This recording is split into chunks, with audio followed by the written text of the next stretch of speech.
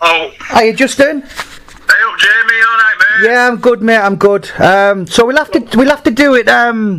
Well, the old-fashioned way. I'll upload this to YouTube with a picture of you. So going back, Justin. I think by the way, I'm sure I interviewed one of your family members a couple of years back. Yeah, that's correct. You interviewed me stepdad. Got you. He was like a handsome bloke, wasn't he? He was a bouncer or something. Yeah, he used to work at Casanovas and Rooftop Gardens up north. Yeah, a bit of eye candy for the ladies, I believe he said he was.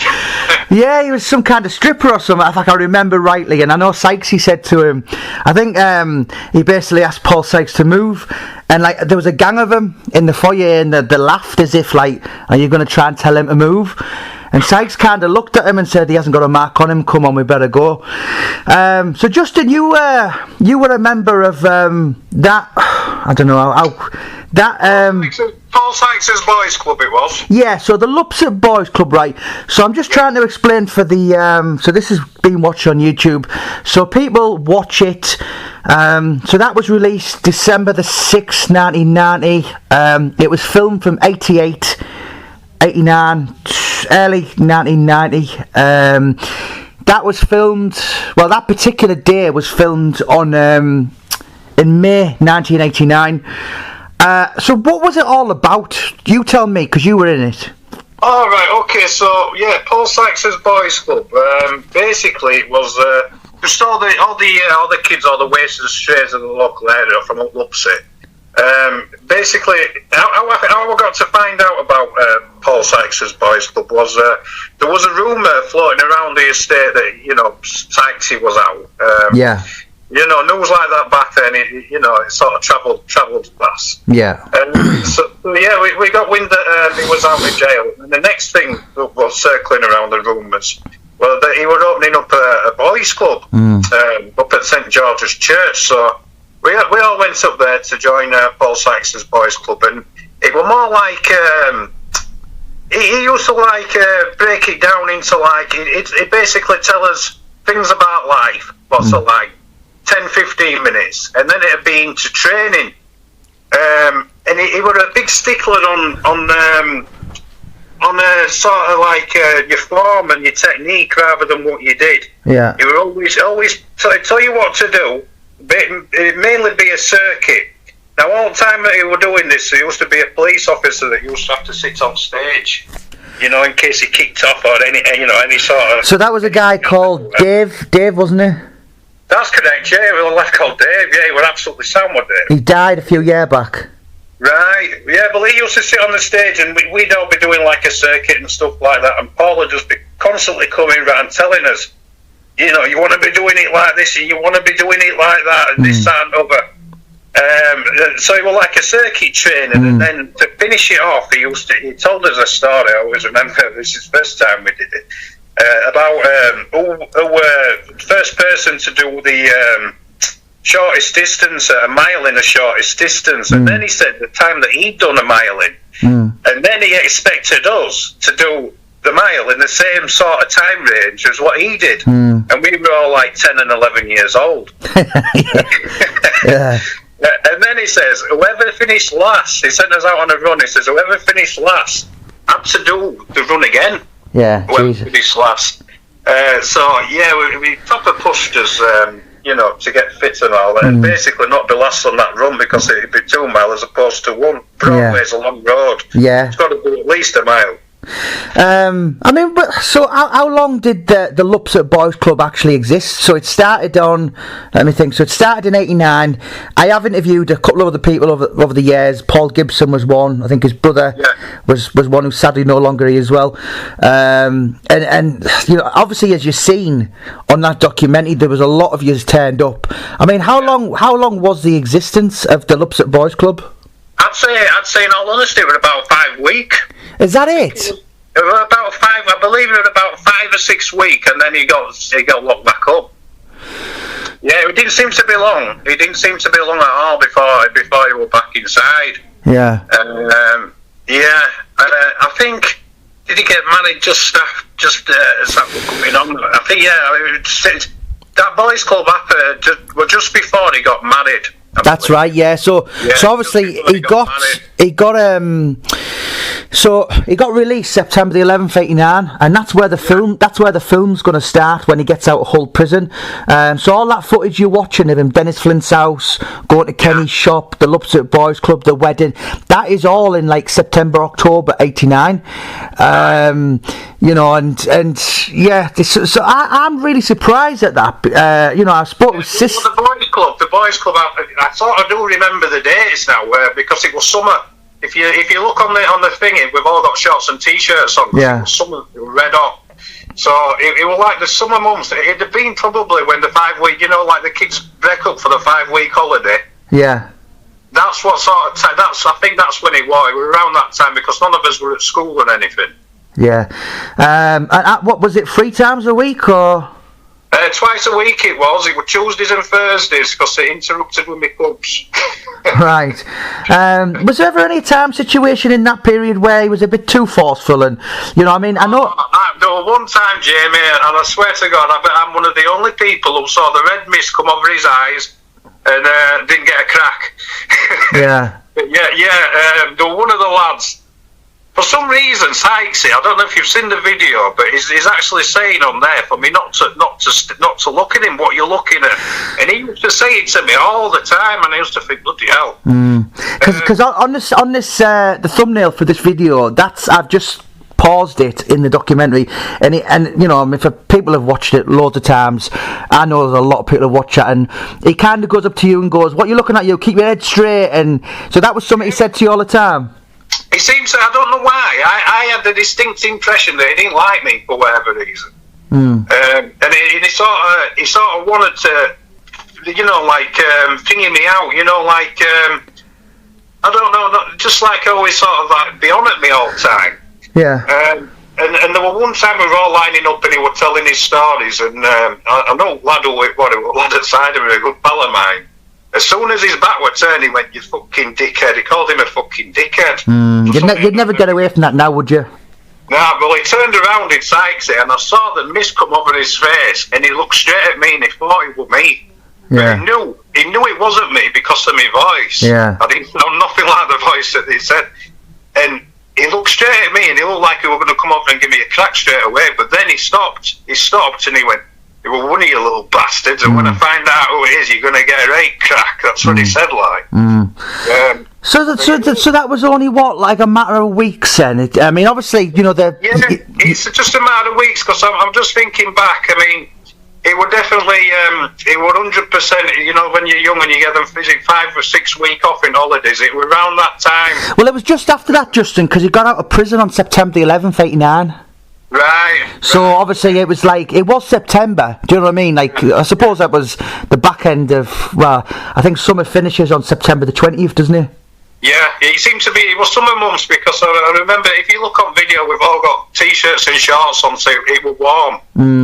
And you were obviously a Lupset lad. Born and bred. So, you know, obviously after that, it didn't last long. I mean, can I ask you, so the Lupset Boys Club, you know, that kind of function and I know he actually hit someone at the end of that, because I interviewed his sister a couple of years back. I think, I'm sure the guy's name's in the book as well. He wouldn't give him some cannabis, so he smacked him or something.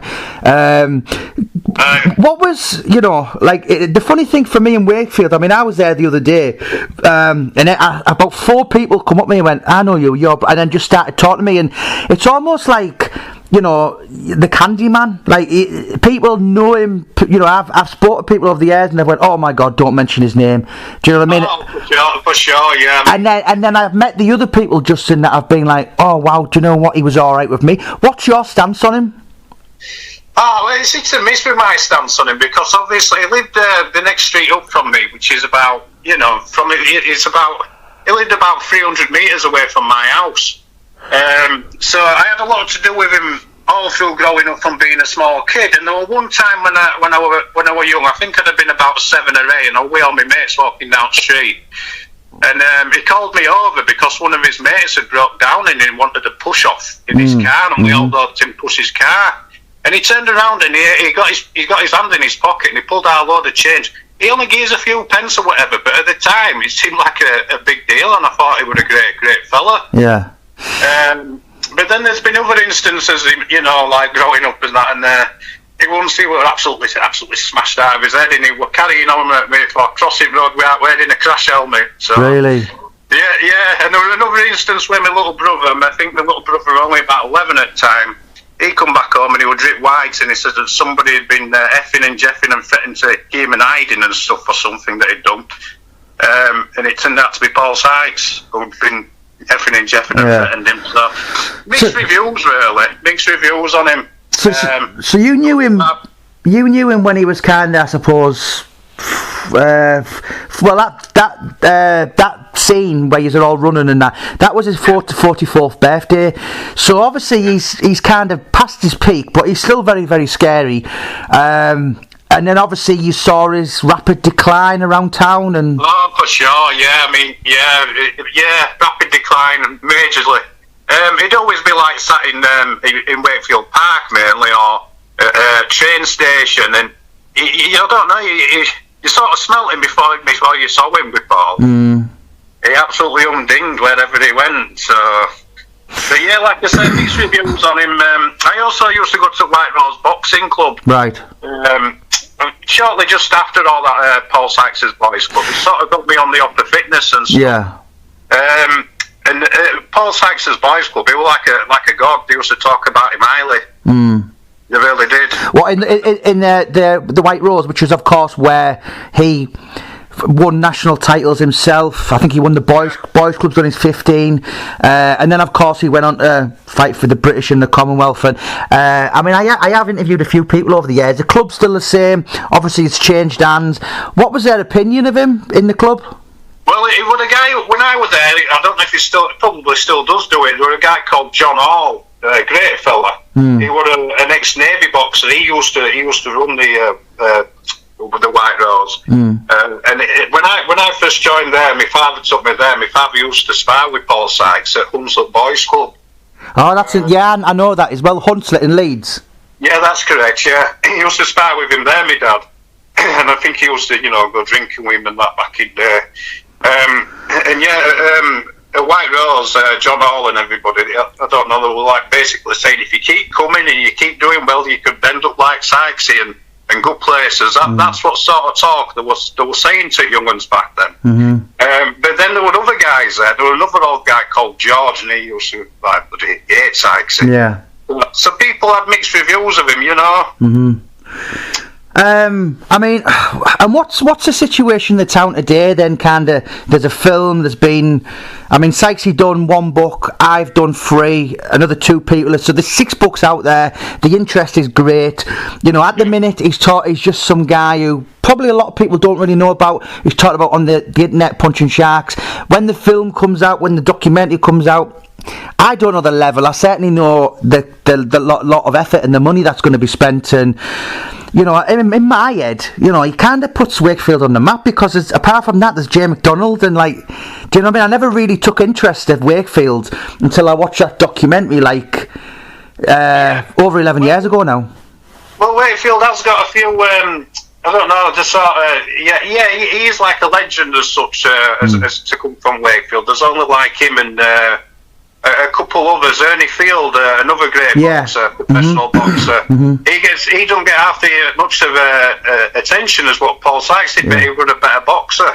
That's right, he was a much better amateur. I'm sure he was on the undercard of Ali against Cooper as well in 66. Yeah, probably right, is that, yeah, but he ended up the same fate like Sykes, didn't he? How bad was his situation in the town? It was a shame with Ernie, because I lived on Westgate, which is the main road in Wakefield, for 10 years, up until a few years ago. And I used to see him outside all the time, Ernie, and he'd always be going around all ashtrays and, picking up bloody tab ends out of old ashtrays and stuff and that.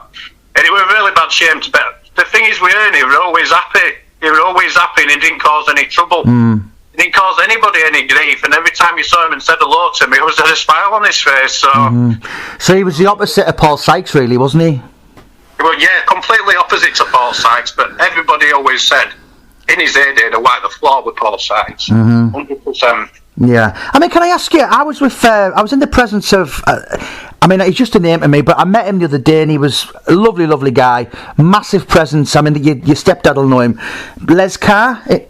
Oh, my mum loves Les Carr. Yeah, everyone loves Les Carr, and I mean, he was like a big, huge guy, but he apparently was like a lightweight. He's a proper ninja, black belt, 100 dan, whatever. Did you have much to do with Les or? Yeah, well, like I say, as you know, my stepfather used to work alongside Les up on doors, and my mum used to work at Casanova's as well on the doors, taking the money.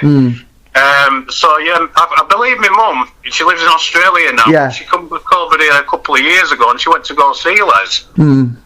So yeah, I mean, I've not had much to do with him myself, but my family, regard him highly.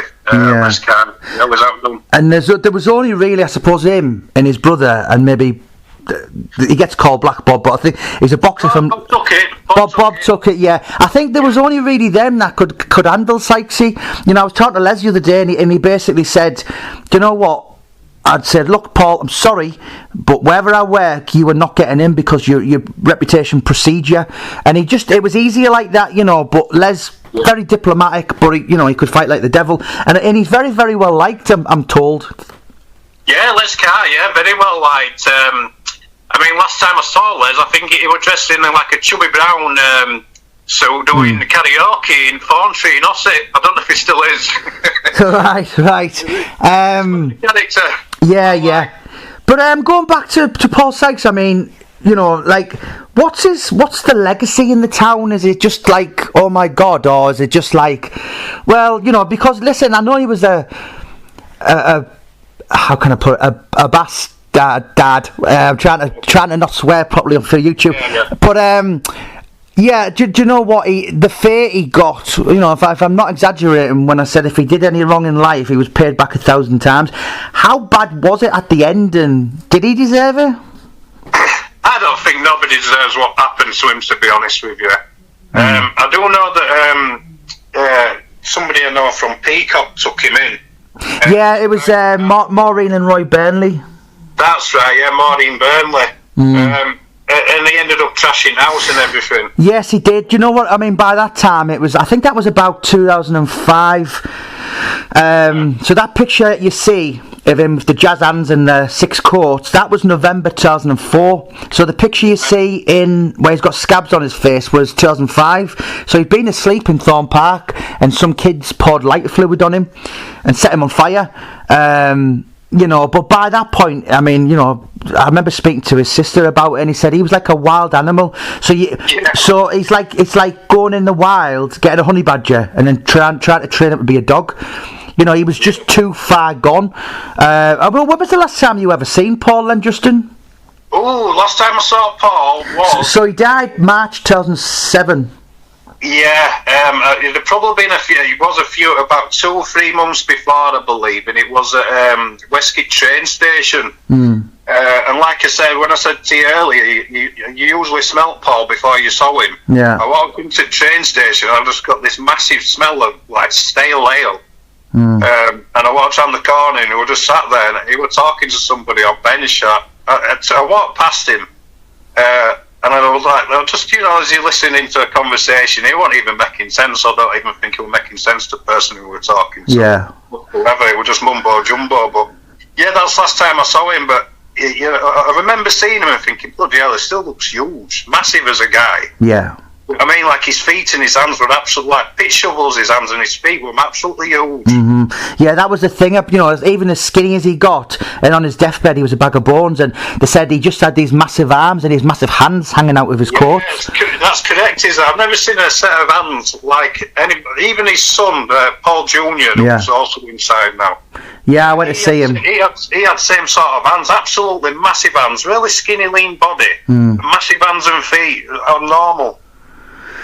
Yeah, I mean, by that point, you'd have 2007, so you'd have actually probably had like 20 years of interaction with him. Do you know what I mean? So over my life, like I say, I mean, I lived on next street up, so I'd probably see Paul when he was out of jail, all the time. as well, I had a little bit to do with his family, Adam and that, as kids growing up. Yeah. He was a year older than me, were I? Yeah. And he was also a bit, you just had to watch his step a bit, with him and his mates, basically. I mean, he's kind of the chronic heroin addict, isn't he, these days? Yeah, chronic heroin addict and burglar. That's basically what he's all about. But he's never changed, to be honest with you, Adam. He's always been like that. Mm-hmm. Yeah. And yeah, listen, how should he be remembered? Because there's a massive interest in him. It's funny because I watched, read the book, watched the documentary, walked in the story, met all the characters. So it was all kind of surreal to me. But to you, it's like part of the furniture. It was like, oh, well, it's just Paul. Do you know what I mean? It's like he was familiar as the Wakefield Cathedral. Do you know? And obviously now he's gone, he's kind of become very famous. Oh yeah, he's more famous in death than he certainly was alive. Mm-hmm. But he certainly wasn't. I know he's got a reputation for being, a hard guy. But there were certainly other people out there in Wakefield, just not many, but a few other people out there in Wakefield who had more of a name for themselves at the time. Well, I was with a handful of lads at the weekend, and they said, yeah. And they said, do you know what? Colin Bowman was far more dangerous. He bet him, did Colin Bowman? That's right, yeah, obviously. He bet him in his heyday, did that Colin Bowman. Mm-hmm. As well, bloody hell, it's... Paul Burke? Paul Burke, maybe. And who else? Bloody hell. Must be a butcher in Arby, I forget his bloody name. That'll come back to me. But yeah, there's a few, like Chris Clayton as well. Chris Clayton's got a bit of a name for himself in Wakefield. I don't know if you've heard of him before. No, the name's never come up. But, I mean, how should... when I'm talking to you now, what's your feelings towards him? Is it just humorous? Was he a bastard? Or do you think, do you know what, he was misunderstood? Or, I don't know, what was he? Well, the thing is with me, Jamie, I don't cast aspersions upon anybody. If they're alright with me, I'll be alright with them. Now, as a kid growing up, like I said to you earlier, he did seem to have a bit of a thing about picking on me all the time, especially at Boys Club. Yeah. But at the same time, I after like when I first got starting my career, like when I got to 16, I was a fitness instructor. And I was a fitness instructor for 7 years. Right. And I don't believe I'd have got on that hop if it wasn't for likes of Paul Sykes. Right, that's incredible. Do you know what I mean? Because Boys Club and things like that, it wasn't what we did, it was his technique. He'd pull us up all the time on his technique. And some of the stuff that we did, I just took it on board and taught it to other people. I mean, was he? I'm just trying to think. Like, did he talk about prison like in that time, or some of the people he'd been around with, or was it more, like the fitness and all that? Yeah, he never. To be honest with you, at Boys Club and that, he never ever spoke about jail. You wouldn't have even thought that he'd been in jail. To be honest with you, but he was just a man of knowledge. He'd mainly tell you about what record is for most press ups in an hour, most in a minute. How many he could do, running, and what time is for best mile, what he can do it in, and it'd just go on like that, basically. It'd be more focused around fitness than anything else up at Boys Club. Yeah, and the last word goes to you, Justin. Paul Sykes.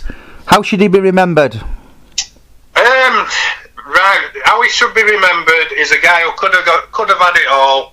He used to spar with likes of Larry Holmes and Ali and that, and this that and other, and he threw it all away because he liked to drink and a bit of a fight on a weekend, and it's no way to go. Yeah, and there's a lot to learn from his life, isn't there? And I mean, what was the feeling like in just trying to think, 2007 March the 7th, when he died? I mean, I spoke to so many people and asked this question. It was almost like they didn't think he could.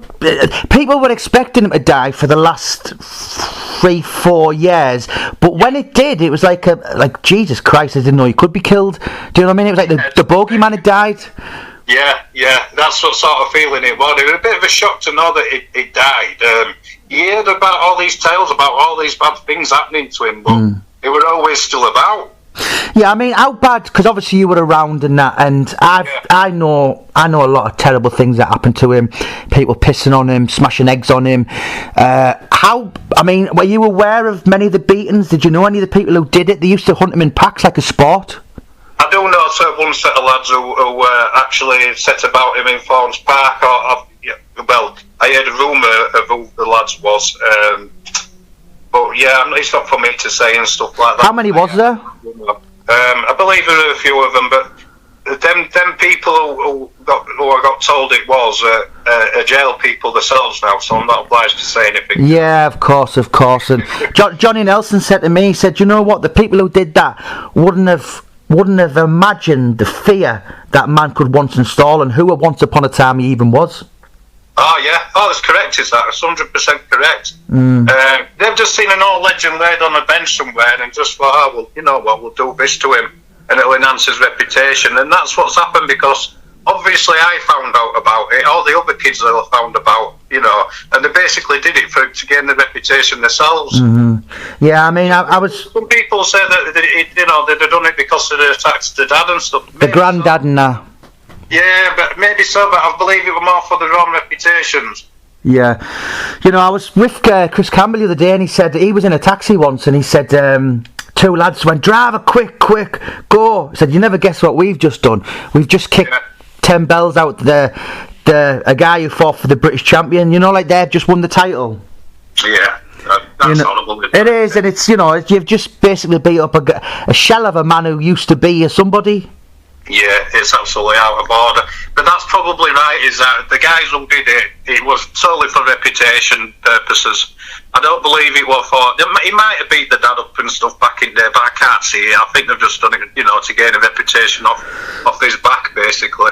And I tell you something, I mean, as I said, your little city, which I'm very fond of now, it's kind of, I don't know, like a second home. I will be there a lot next year when the documentary and the film happens, and I do have kind of almost like a feeling towards it, but he's certainly written his name in folklore, hasn't he? As that name, Paul Sykes, in our lifetime, I don't think you'll ever create a character like him again. No, I don't think you would either. Like I say, it's like an hero and an anti-hero all boxed up into one, isn't it? I mean, can you understand I know personally from some of the people I've met, Jamie Carragher is obsessed with Sykes. I give Martin O'Neill the books. Ricky Gervais loves Robbie Williams loves it, and it's like there's a few others as well I probably shouldn't really name, but they're intrigued and completely find it like astounding, the story, and I think it's only going to grow and grow, and it's a story like no other, and when he died he was 60, but he looked about 90, and 100%, yeah, it did. But it's a story. I mean, when I spoke to the actor, well, there's a couple now, but when I spoke to the actor who's verbally agreed, he said to me, the biggest thing that jumps out at me about playing a character is the social justice side, kind of this once upon a time bad guy that life went 360 and come round and bit him on the arse. Did it? Yeah, I mean, is the town kind of see him like that, or is he just... is he still spoken of today? Yeah, do you know what? To be honest with you, Jamie, he's actually spoken. I've just been on the phone to my mum in Australia, and my mum bumped into a guy in casino on the Gold Coast the other day, and he was from somewhere in England, and he were on about Paul Sykes. Yeah, then that's in Australia. And that's in Australia. So, yeah, he still spoke about it to this day. Yeah. 100%. Do you know what I mean? Do you know what I've got... how can I put it? I watched the documentary, read the book, spent 3 years obsessing over it, and I was like, how, you know who he once was and how he died, and then you're like, how did that happen? So I walked in the story, spent 3 years obsessing over it, and then thought, you know what? No one's going to write the book. I'll do it myself. Bought a dictaphone, 3 bestsellers down the line, starting to be a film. But I would never have written one book if it hadn't have been for the Paul Sykes story. And now I've like released 22. Do you know what I mean? And it's like that. If I'm honest, I never met him. I've studied him a lot, but he kind of gave me a career, because I would never have wanted to write any book if I'd have never have climbed inside the story so much. Yeah, I can understand that, mate. Yeah. You know, and it's like... It's some story, isn't it? Do you know, as I said, I meet loads of people, footballers, boxers, gangsters, actors, and I never tire of, I'm writing Mickey Duff's story now, and, and so many... But I always kind of go back to, if there's anyone kind of... meet people from Lupset or Wakefield, and I've almost lost my identity, because wherever I am sometimes, and I've been pulled in like London, Hartlepool, Leeds, and you're Jamie, and then they just want to talk to me about Paul Sykes. Yeah. Do you know what I mean? It's like I don't exist anymore. And do you know what? Unbelievable character. Would I like him if I don't know? I mean, would I? Yeah, I mean, it depends on what stage of his life you met him at. I mean, if you'd have met him back in his heyday, it depends if you're one of his drinking pals and stuff like that. Then yeah, you would have liked him, but I don't know if he had it in for you, he'd have it in for you. Yeah, do you know? I don't think how he led his life is glamorous, or that I would want to. Anyone should want to be like that, but no. I've got to admit, he is the most fascinating book subject I've ever